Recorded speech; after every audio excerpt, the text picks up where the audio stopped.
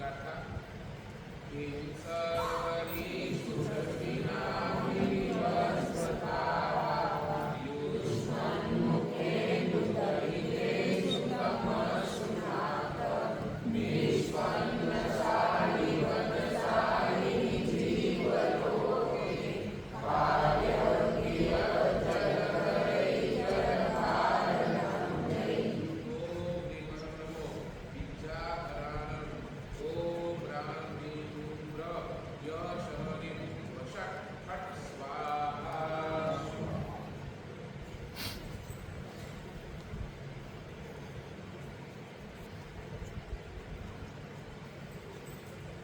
એક 20-22 વર્ષનો છોકરો અમને મળવા માટે આવ્યો.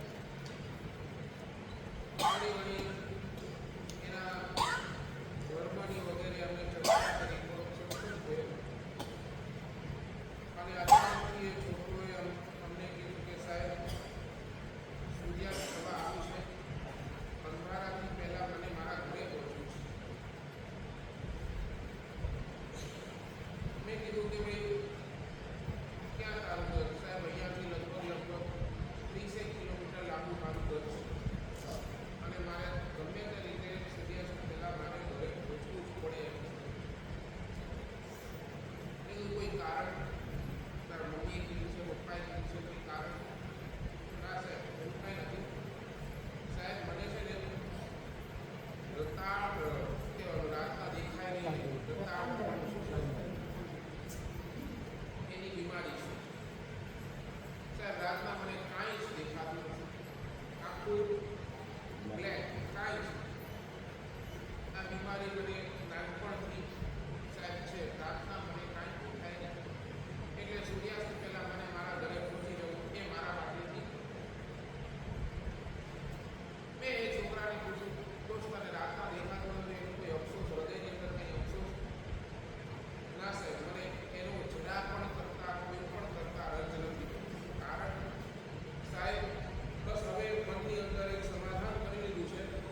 રાતના સમયની અંદર જે પાપો થતા હતા એ બધા જ પાપો કીધું પછી બરાબર. આખો દિવસ તો તમારું કામમાં નીકળી જાય, પાપ ક્યારે થાય? વધારે પડતા પાપ. સાહેબ હવે હોટલમાં જવાનું રાતના બંધ, સાહેબ પિક્ચર જોવાના બંધ, ટીવી જોવાનું બંધ, આવું કાંઈ જોવાનું બધું જ સાહેબ બંધ થઈ ગયું. કેટલાય પાપોથી હું શું છે દેખીતી રીતે બચી ગયો અને એક બાજુ પાપ બંધ ગયા તો બીજી બાજુ મારા મનને સ્વસ્થ રાખવા માટે મેં શું કર્યું?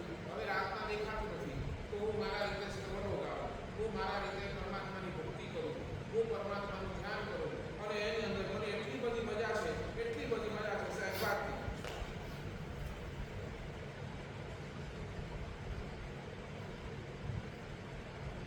એક ચીજ સમજી રાખો, માનતું છું ઈશ્વરજી મહારાજ 19મી ગાથામાં પણ આ જ કહે છે. માનતું છું મહારાજે પહેલા સૂર્યની ઉપમા આપી ભગવાનને. ભગવાન આ કહેવાતો સૂર્ય, પણ સૂર્ય પણ એક વખત પાછો પડી ગયો.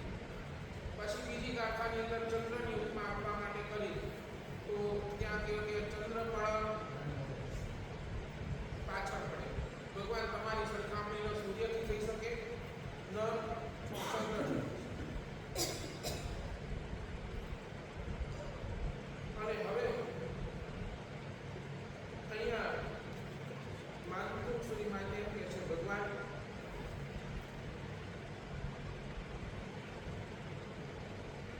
આ ચંદ્ર અને સૂર્ય સાથે હવે તો ફર્યું, કારણ કે આપનો મુખ જ એવું જોરદાર છે, આપના મુખની પ્રભા તેવી જોરદાર છે, આપના મુખનો તેજ જ એટલો જોરદાર છે કે એના વડે આખો અંધકાર દૂર થઈ જાય છે. હવે રાત્રિના ચંદ્ર ઉગે તોય ભલે, ન ઉગે તોય ભલે, દિવસના સૂર્ય ઉગે તોય ભલે, ન ઉગે તોય ભલે, એક આપણો મુખરૂપી ચંદ્રમાં, એક આપણો મુખરૂપી તેજ એટલો બધો પ્રકાશમાન છે કે હવે બીજા કોઈની અમે પેલા કાળા વાદળો ઉદાહરણ આપ્યું છે. પેલા કાળા વાદળો પાણી ભરીને આમ ઉપર તૈયાર છે, તૈયાર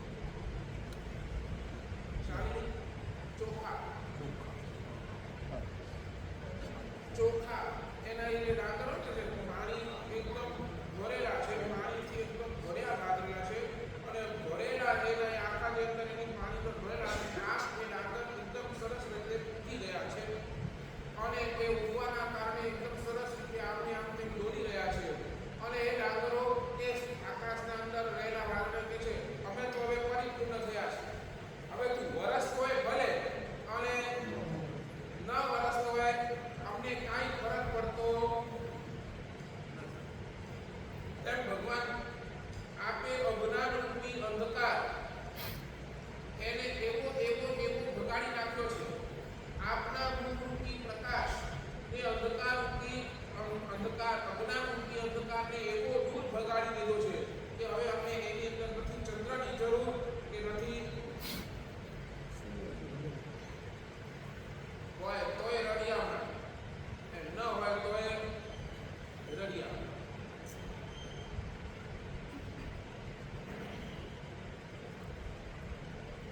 એક નાનકડો પ્રશ્ન પૂછું. આપણા જીવનની અંદર આવતા તમામ દુઃખનું કારણ શું? દુઃખ આવવાનું કારણ શું? આપણા જીવનની અંદર દુઃખ આવે છે એ દુઃખનું કારણ શું હોય? આપણા કર્મ. બરાબર હરિભાઈ, આપણા જીવનની અંદર દુઃખ આવે છે તે દુઃખનું કારણ આપણે કહીશું કે સાહેબ અમારા જ કોઈ પૂર્વના કર્મ છે. એ કર્મના કારણે અમારા જીવનની અંદર દુઃખ સતત આવ્યા કરે છે. પૂર્વના સમયની અંદર એવા કોઈ કર્મ કર્યા છે, એવા નઠારા કર્મ કર્યા છે, એવી હિંસા કરી છે અને કલ્પસૂત્રની અંદર આવે છે. કલ્પસૂત્રની અંદર કૃષ્ણા માતા જ્યારે મહાવીર ભગવાને એ હલનચલન બંધ કર્યું, બરાબર ને, હલનચલન બંધ કર્યું ત્યારે કૃષ્ણા માતા વિલાપ કરે છે. વિલાપની અંદર શું જુએ છે?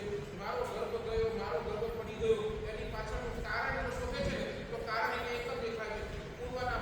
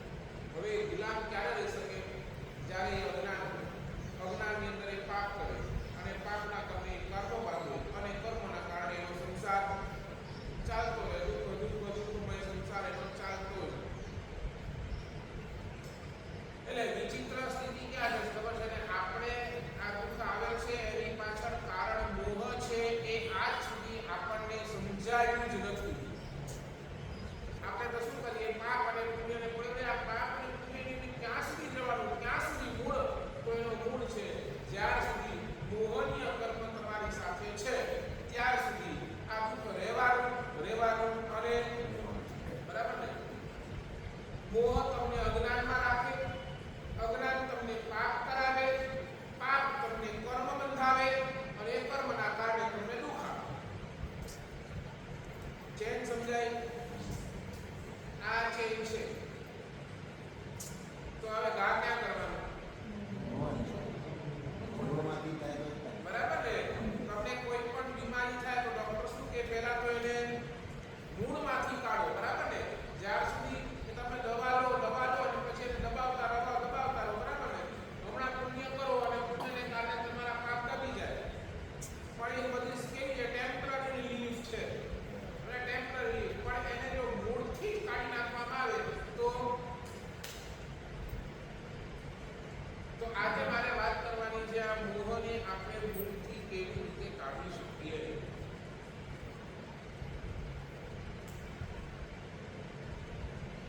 સર્પ છે ને,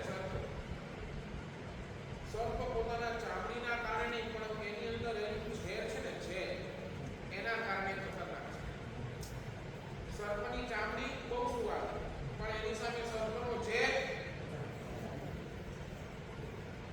વાઘ છે ને, વાઘ છે એટલે ખતરનાક નથી, પણ વાઘની પાસે શું છે?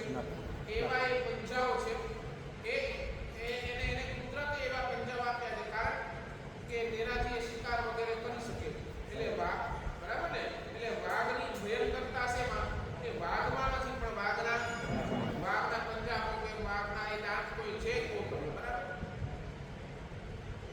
આગ છે ને, આગના કારણે ભયંકર નથી, પણ આગની અંદર જે દાહકતા છે ને, દાહકતા સમજો ને, જે બાળી નાખવાની જે તાકાત છે ને, અને એનાથી જે હાહાકાર સર્જાય છે ને, એના કારણે આગ શું છે? ભયંકર છે. તેમ શાસ્ત્રકાર કહે છે દુઃખના કારણે ભયંકર નથી,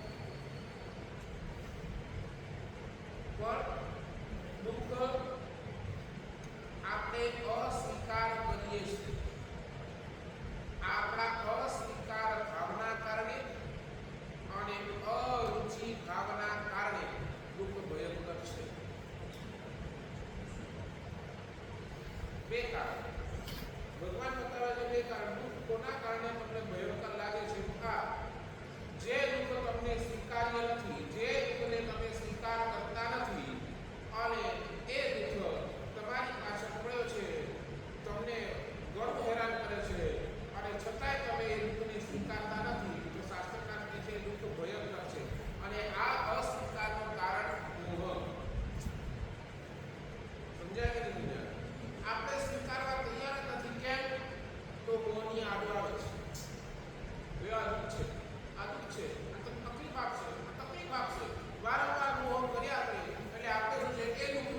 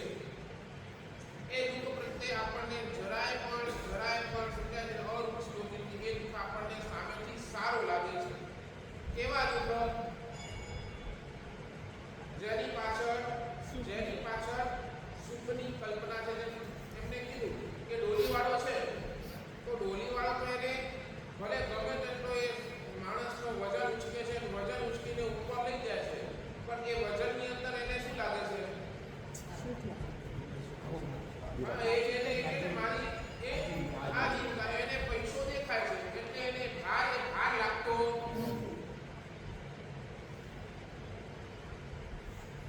સાચું બોલો. તમારું ક્યાં એક્સિડન્ટ થઈ ગયું, ડોક્ટર કે તમારું ઓપરેશન કરવું પડશે. હવે ઓપરેશન દુઃખ કે સુખ? ઓપરેશન દુઃખ ને બોલો ને. ડોક્ટર તમને કે ભાઈ આની ઉપર સાઈન કરી દો, તમે સાઈન પણ કરી દો, બરાબર ને. ડોક્ટર કે તમારી શરીરને ચીરફાડ કરી નાખીશ, તમે તૈયાર થઈ જાઓ ને. કાંતિભાઈ તૈયાર ના હોય ઓપરેશન એ દુઃખ ખરું. હા ને, બોલો ઓપરેશન એ દુઃખ ખરું. શરીરમાં ચીરફાડ થશે, ક્યાંક શું થશે, બરાબર.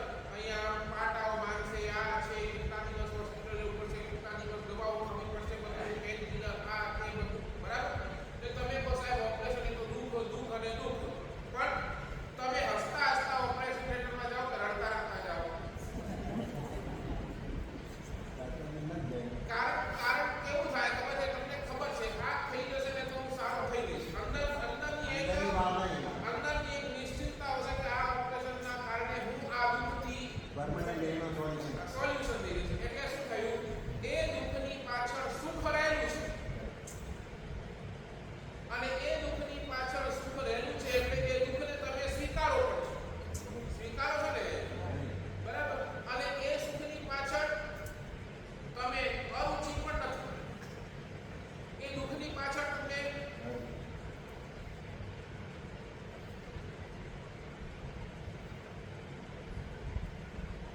બોલો સારો બોલો. સીઝનના સમયમાં તમે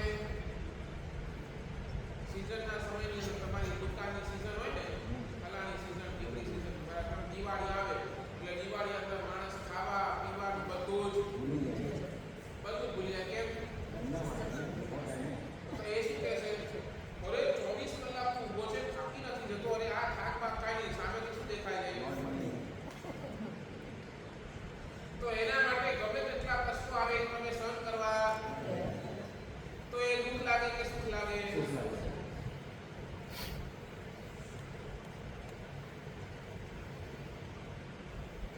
સાચું બોલો ને. જેને નંબર 1 પર રહેવું છે, જેને પોતાના બિઝનેસ ની અંદર નંબર 1 પર રહેવું છે, માર્કેટની અંદર નંબર 1 પર રહેવું છે, એને કેટલી હાર મારી, બરાબર ને. 24 કલાક એના માથે ઉપર ટેન્શન રહેલો જ હોય. 24 કલાક એને દોડવું પડે, 24 કલાક એને ફોન સાથે ચોટ્યો જ રહેવો પડે, બરાબર ને. તો એના માટે પણ એ દુઃખ છે.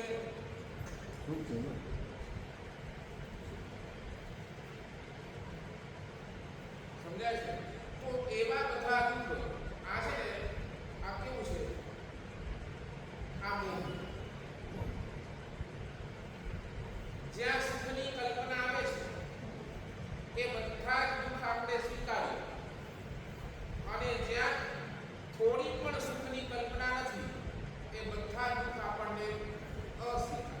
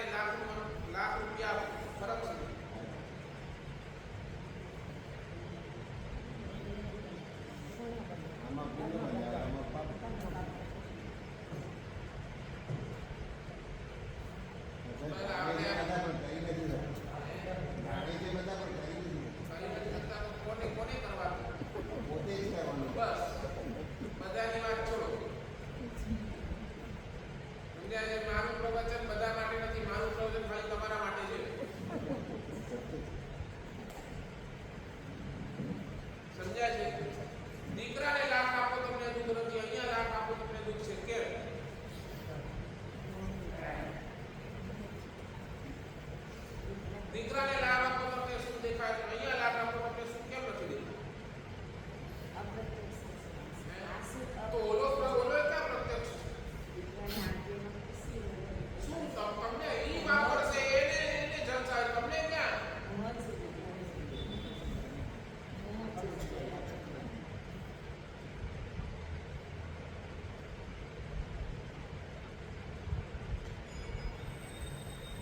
બે સુખ છે, બે. એક છે પરમપર સુખ, બે છે અંતર સુખ. એક સુખ કેવું છે? હમણાં તમને હમણાં જ રિઝલ્ટ આપે, હમણાં એટ પ્રેઝન્ટ રિઝલ્ટ આપે, તમે રાજી છો. બાપ દીકરાને લાખ આપ્યા એટલે એને હાથમાં મોબાઈલ આવ્યો, એ મોબાઈલ જોઈને તમે એટલે હમણાં અને એક પરંપરાનું સુખ છે કે એ કદાચ હમણાં નહીં દેખાય પણ તમને ભવિષ્યની અંદર તો આપશે ને આપશે.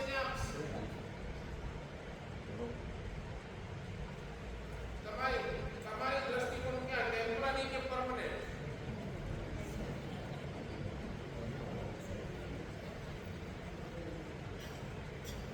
તમારે બોલવું જો તમે લાખ રૂપિયા આપો, લાખ રૂપિયાનો મોબાઈલ તો લઈ આવ્યો, બરાબર? મોબાઈલ લઈ આવ્યો પછી લાખ રૂપિયાનો મોબાઈલ એને ક્યાંક ખોવાઈ ગયો, પછી સમજાય છે? એ લાખ રૂપિયાનો મોબાઈલ ગયો એનો અફસોસ, બરાબર ને? એટલે લાખ રૂપિયા તમે શું થયા આપણા? અને અહીંયા તમે લાખ રૂપિયા આપો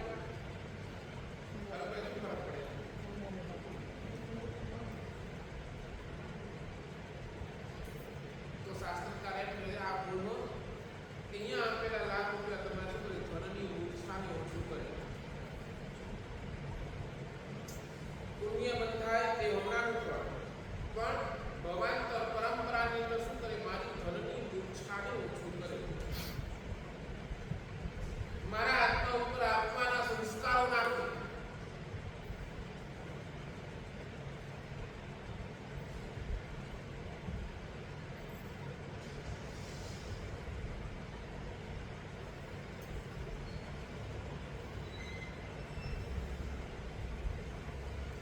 ભગવાન છે ને બધાના દુઃખ દૂર કરનારા છે, પણ સૌથી મોટું દુઃખ જો કોઈ હોય ને સૌથી મોટું દુઃખ શાસ્ત્રકાર એમ કહે ભગવાન કયું શું દુઃખ? સૌથી મોટું દુઃખ આ મોહનીય કર્મનું દુઃખ, આ અજ્ઞાનતાનું દુઃખ ભગવાન દૂર કરે.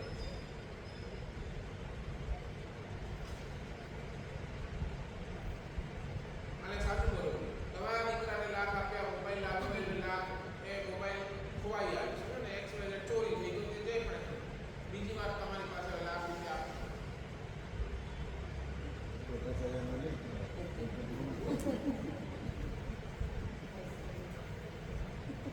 એટલે સલાહ શું આપું? સાચું સલાહ બરાબર ને? પછી લાખ આપો એ દે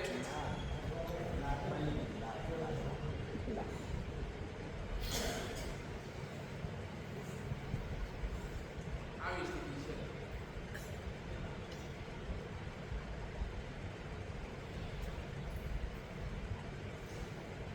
કેવાય ને કેવું છે ખબર છે? તમને ઝાડા છે અને તમે ડૉક્ટર પાસે ગયા, ડૉક્ટર પાસે ગયા કે મને બહુ લૂઝ મોશન થઈ જાય, ડૉક્ટર શું ખાધું? પ્રશ્ન એ છે ને લૂઝ મોશન થવાનું કારણ શું? નહીં ખાય તમે બહુ ખમણ ખાઈ ગયા, ખમણ ઢોકળા બહુ સારા હતા ને ખમણ બહુ ખવાઈ ગયા ને એના કારણે શું છે? મને ઝાડા થઈ ગયા. તો ડૉક્ટર શું કરે? તમે દવાઈ આપે, તમે દવાઈ લીધી, દવાઈનું કારણે ઝાડા થઈ ગયા, તો તમારી સ્થિતિ સમજાવવી પડશે. પણ પછી વળી પાછું 2-4 દિવસ એટલે વળી પાછા ખમણ બને, વળી પાછો ખમણ બને. તમારો ખમણ પ્રત્યેનો પ્રેમ એટલો જોરદાર તમે રહી ન શક્યા, વળી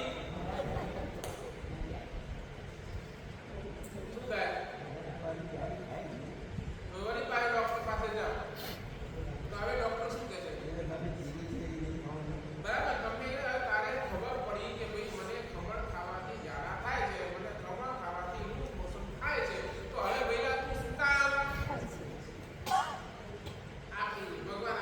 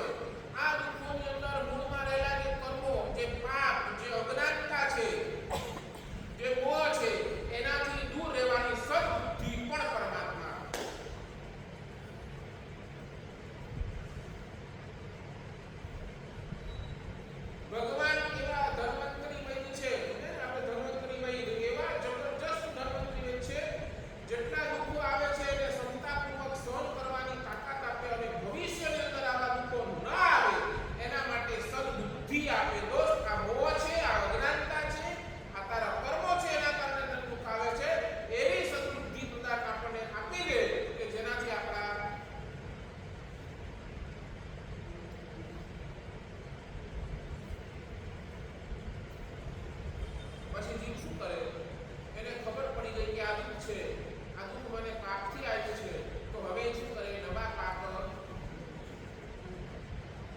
હવે તમે તો આપણે સદબુદ્ધિ ના માની કે દુર્બુદ્ધિ ના માની.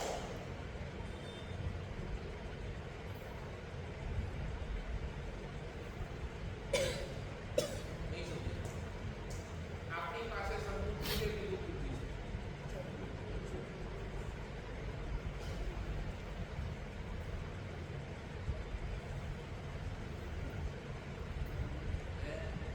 હવે આપણી હાલત કેવી?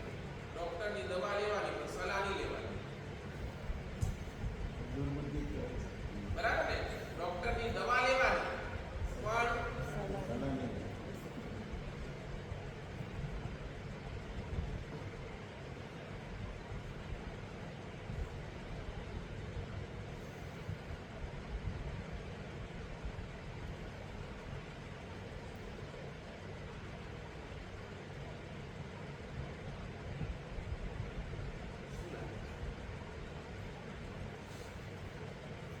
ક્યાં?